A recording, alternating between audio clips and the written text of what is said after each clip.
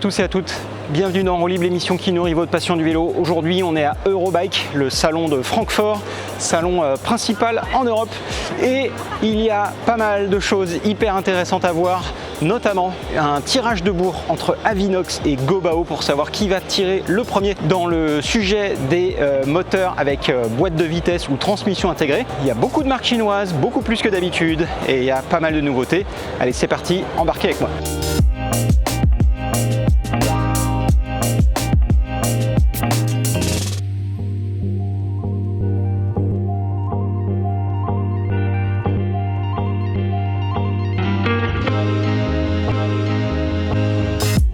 Et on arrive sur le stand Peugeot, et Peugeot qui présente des jolies nouveautés, et notamment cette gamme de vélos. La couleur, elle est assez spéciale. En fait, c'est une livrée unique en série limitée, parce que cette gamme de vélos a été exposée sur les 24 heures du Mans, notamment sur le stand Peugeot et Michelin. Et donc on a cette gamme de vélos, un vélo de route carbone, un vélo de route électrique, un vélo de gravel, un vélo de trekking avec le moteur Avinox M2S et un vélo d'enduro avec le moteur M2S également de chez Avinox.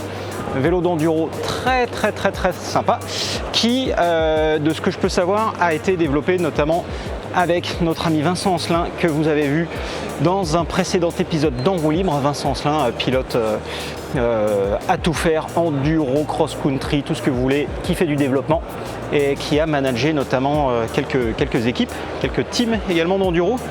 Voilà, joli petit vélo d'enduro, et donc également un vélo City qui lui sera équipé à la fin en version de série avec une fourche suspendue.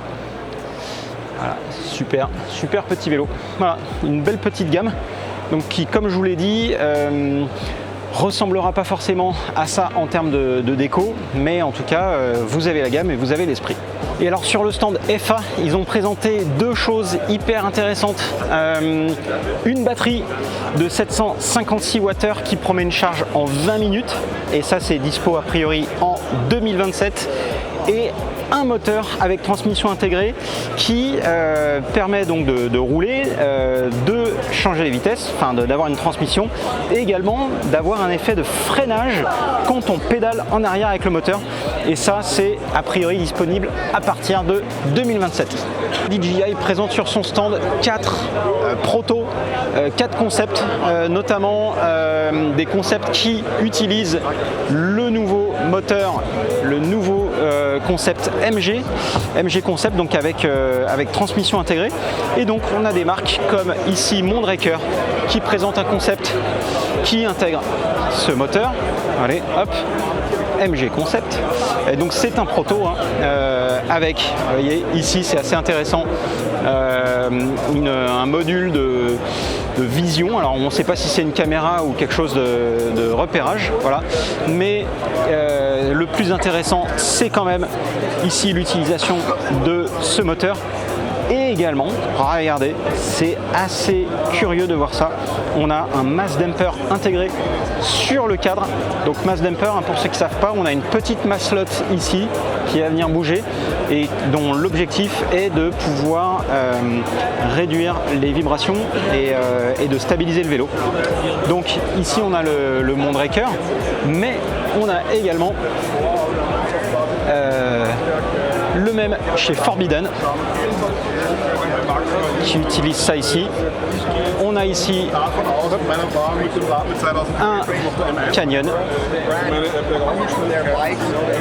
qui lui pour le coup utilise une chaîne. Ça c'est assez curieux. Encore une fois à l'état de prototype, mais très intéressant. On a un commensal, et oui, commensal prototype avec voilà le concept. Et on est avec Nicolas Ménard de chez Commensal qui va nous présenter son proto. Ouais, là c'est vraiment proto là. Ouais.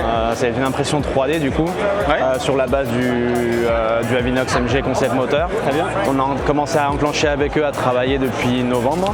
Et voilà, un nouveau moteur avec une boîte de vitesse intégrée, super compact, avec quand même un petit peu plus large mais quand même très compact.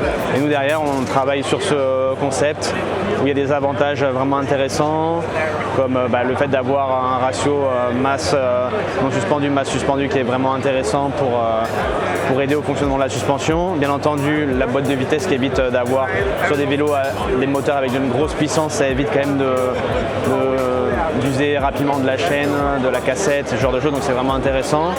On a encore du travail sur la partie tendeur de chaîne pour essayer de justement le cacher un petit peu plus pour éviter que ça soit trop soumis au choc. Donc ça c'est encore des choses qui vont travailler.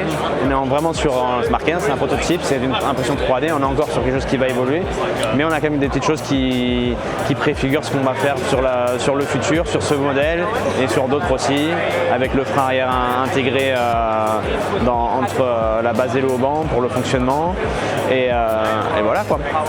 Alors pourquoi une chaîne du coup? Et pourquoi pas hein, mais Alors, pourquoi pas? Alors la chaîne, ce qui est intéressant, c'est que ça nous permet quand même de pouvoir mettre le nombre de... La longueur de chaîne, elle est quand même beaucoup plus facile à gérer que les courroies où il y a les gap en longueur n'est pas très précis. On a aussi un triangle arrière qui est unifié. Du coup, le fait de passer en fait avec ça, il faudrait ouvrir une connexion par ici. Alors nous, on n'est pas dans la rigidité maximale, mais on aime bien avoir quand même quelque chose qui est cohérent dans la rigidité. Et donc du coup, pour l'instant, c'est pas d'actualité. Ça ne veut pas dire que ça ne le sera pas plus tard. Mais en tout cas, sur ce premier concept, c'était ça. Et voilà, je pense qu'on va rester sur ça, sur cette architecture-là. On restera comme ça. On verra dans le futur. Pour l'instant, il y a rien n'est décidé quoi. Merci Nicolas. De rien. Ça. Et rappelle-nous quand même ce que tu fais chez Commensal. Je dessine des vélos. Je suis ingénieur en chef, on va dire, si je veux faire un peu pompeux, mais ouais, je suis derrière un peu pas mal de vélos qui se font chez Commensal. Très bien. Qui est dans le business depuis plus de 20 ans. Ça y est. Fort longtemps. Les cheveux, ça ment pas. Ouais, pareil. Allez, on continue. Merci Nico. Merci. Et donc on a ces quatre protos qui sont exposés ici avec le moteur en question. Have the motor push backwards like back. Oh, what's the technology? That would ultimately. What about the power? Thank you. Yeah. So the power is basically the same as M2X. Et donc on a Avinox ici et de l'autre côté on a Gobao. Et Gobao qui sort également un moteur qui est le X1P. Voilà. Un moteur avec transmission intégrée, poids de 3,5 kg, 130 Nm de couple, 150 Nm de couple en mode boost, 1500 watts en pic. Voilà, un moteur voilà, ici compact qui intègre donc une transmission. Et donc, vous voyez, ici on a un modèle à courroie qui présente le modèle. Un display assez bien fini, assez bien présenté. Vous voyez avec ses commandes. Voilà. Et donc ce petit moteur Gobao, vous voyez. Donc ça il va falloir essayer ça très vite, si possible. Sachant que, de ce que je sais, le moteur qu'il y a en face, lui, il ne sera pas dispo avant, en test, en proto, avant le mois de septembre. Voilà. Et celui-là, pour le moment, je ne sais pas beaucoup plus d'infos sur sa disponibilité.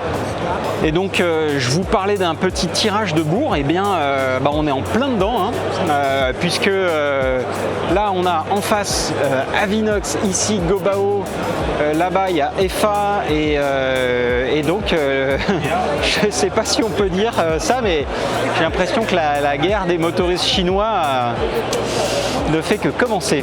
Les amis, je vous présente Bird. Bird, si vous ne savez pas, c'est ces rayons en tissu. Je vous en avais déjà parlé au salon de Taïwan, mais là en fait ils nous sortent deux nouveautés. Ils ont un train de roues, une paire de roues mulet en enduro, et là vous voyez ils ont des rayons donc en tissu qui sont beaucoup plus épais que les autres pour le cross-country. Donc voilà, version enduro. Et ici, ils ont également une paire de roues avec le ESL. En fait, c'est leur système qui leur permet d'avoir des rayons de la même longueur. Très très jolie paire de roues, notamment en 32 ici. Et voilà. Et après, ils ont, je ne sais pas si vous avez entendu parler de ça, une machine qui permet le rayonnage et de faire la tension des roues. Le système Trudy qui vient de gagner un award Eurobike. En fait, le système Trudy, c'est un système automatique qui vous permet de faire la tension des rayons de manière automatique. Donc en fait, ce petit pistolet, il est connecté au système et donc il va faire la tension en fonction des mesures qui sont faites sur la jante en direct, enfin sur la roue. Et donc ça, a priori, ça simplifie quand même vachement la vie des monteurs de roues. Carbonova, ils ont des disques en carbone, pour vélo de route et VTT. L'idée en fait, c'est que les disques déjà ils sont plus légers et a priori ils ont une formule un petit peu particulière, un petit peu différente, qui tient, en fait, qui permet déjà d'avoir un freinage mordant à basse vitesse, ce qui n'est pas toujours le cas, en fait, ce qui n'est pas forcément une grande qualité du carbone. Et donc là, on a des mesures. Ils ont mis une caméra thermique ici et une mesure pour comparer les températures des disques en acier et en carbone. Et donc là, on voit température max 44 degrés. Et là, température max 33 degrés, donc a priori le disque chauffe moins quand il est en carbone. Et là, donc on a la petite démo des disques qui chauffent. Alors pour vous montrer, on a mis du poids sur les systèmes de frein. Et donc vous voyez le disque là qui se met à chauffer.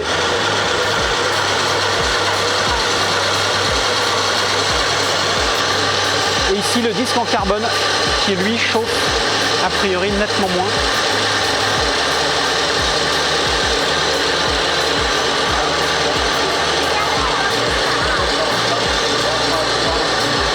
The camera, the limited is 420 degrees.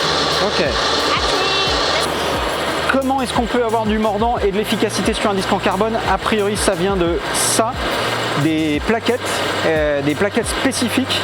Et donc l'idée c'est qu'ils vont vendre des kits de disques, donc une paire de disques avec plaquettes au prix de $600 pour le kit complet, qui sera compatible avec Magura, Hope, Shimano, etc.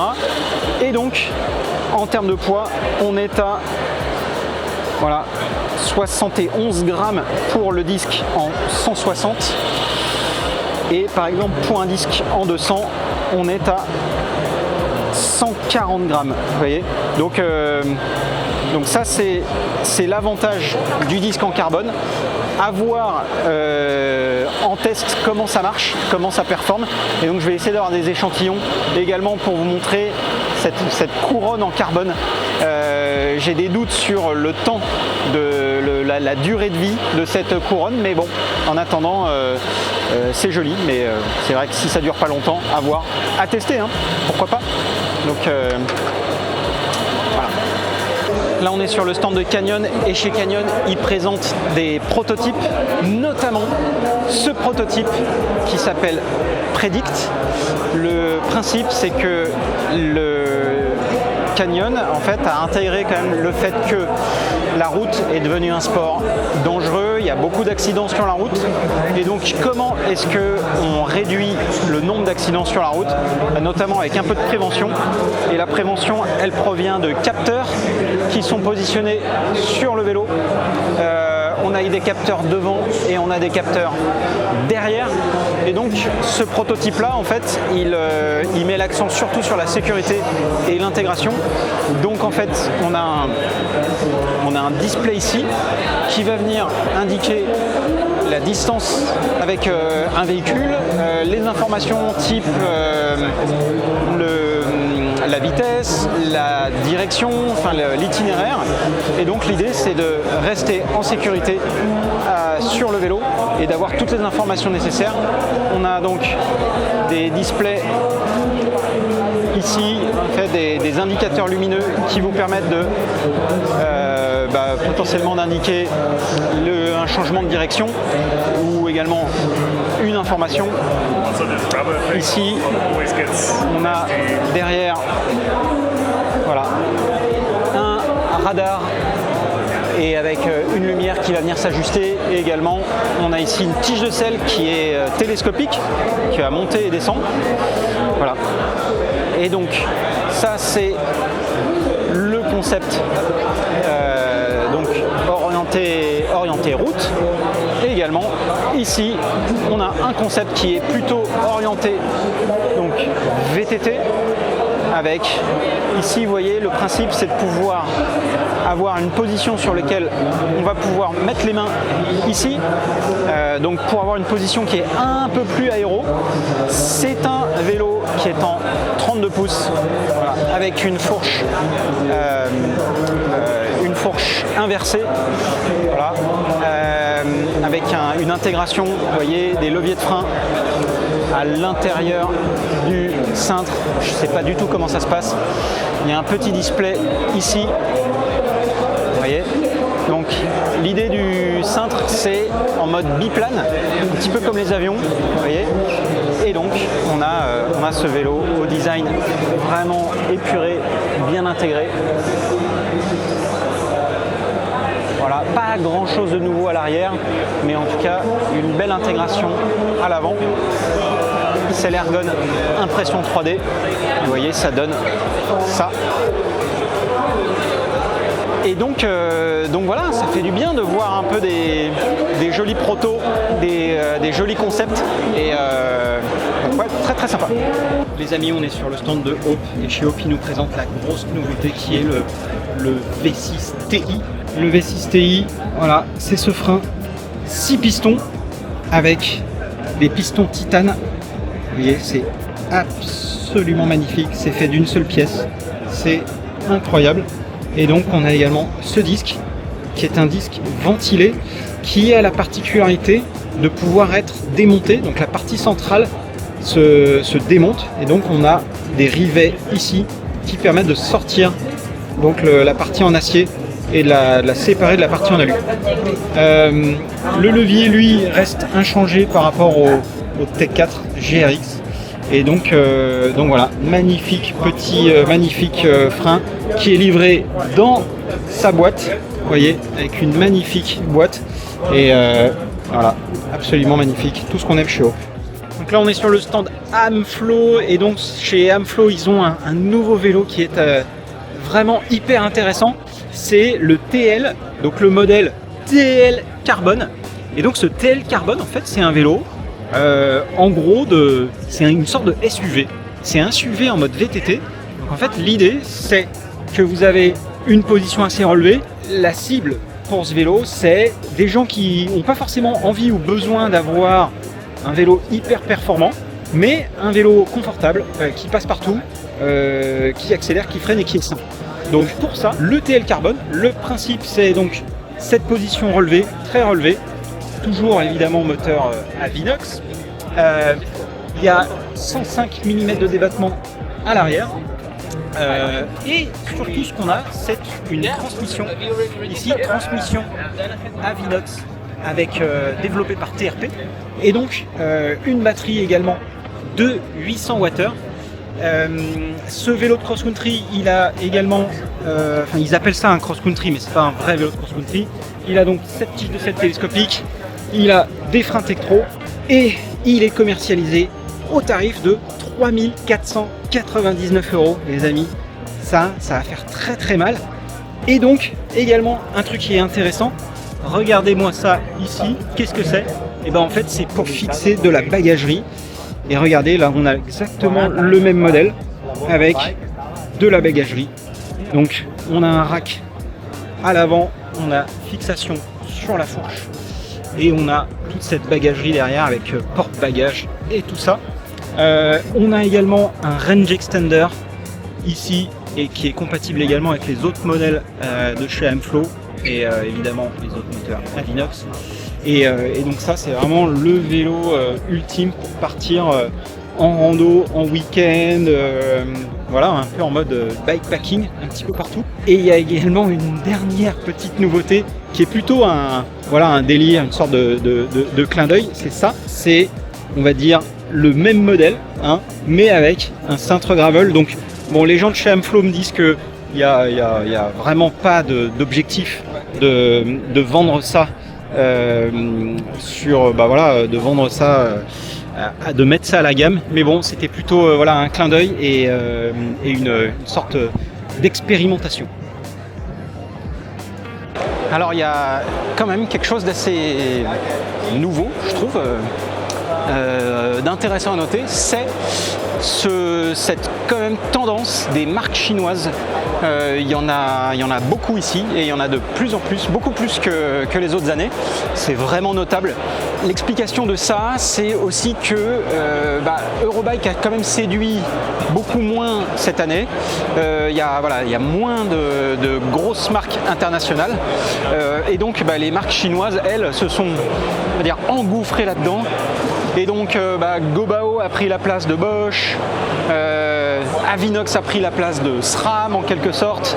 Et donc voilà, je pense que c'est une tendance à laquelle il va falloir s'habituer et puis c'est pas prêt de s'arrêter. Alors si vous vous demandiez où est passé Orange, et la marque est là. Voilà, elle est là. Toujours avec ces mêmes tubes pliés, voilà, c'est toujours la même signature. La marque est là, hein. Elle présente ce vélo, voilà, ce vélo à assistance électrique qui est des belles soudures, vraiment en mode brut. Et après un modèle qui est là, un modèle qui est un tout petit peu plus déjà peint, hein. Voilà, magnifique avec des pièces Hope dans tous les sens. Ça c'est le modèle Phase qui est équipé en Avinox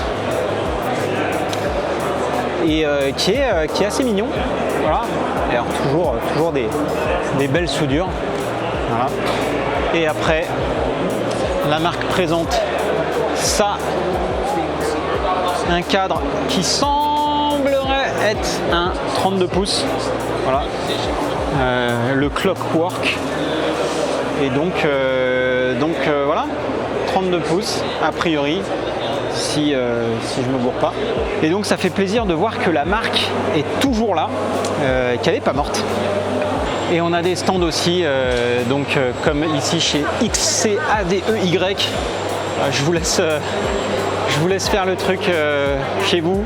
Et donc on a ce vélo qui est un vélo de piste, vous voyez, un vélo de piste, un vélo de record de vitesse. Je crois que c'est une marque italienne qui fait des magnifiques cadres avec de l'impression 3D, avec des magnifiques pièces. Et donc on a ça, c'est un pédalier avec un capteur de puissance. Mais regardez-moi ça, si c'est pas beau. Ouais. Donc voilà, et donc la marque fait ça, des GPS et des capteurs de puissance. Très intéressant. Voilà. Et voilà, et peut-être d'autres produits intéressants à venir, des mini-pompes et tout. Très cool. Regardez-moi ça. Ça c'est un tandem en carbone de chez Santana. Santana c'est une marque américaine et vous voyez là ce tandem là, il pèse 11,5 kg si je me trompe pas. Et regardez-moi ça. Ça c'est un disque en 254 mm. Je mets ma main à côté quand même pour voir. 254 mm, c'est absolument énorme. Mais bon, pour freiner Bah voilà, un tandem, il faut au moins ça. Alors le serrage rapide, je sais pas si c'est suffisant, mais en tout cas, voilà, c'est assez énorme. Ça c'est chez Santana. Bon voilà, c'est tout les amis pour ce reportage sur Eurobike, un petit salon et également un petit reportage puisque voilà, moi j'étais là que une journée, donc il a fallu faire tout ça au pas de course et également vous sortir un petit peu des images entre les rendez-vous. Merci à tous et à toutes d'avoir regardé la vidéo et puis n'hésitez pas à me dire ce que vous en pensez et si vous avez des questions. En attendant, je vous dis à très bientôt et d'ici la prochaine vidéo, n'oubliez pas de kiffer très fort. Allez, salut, ciao, bye.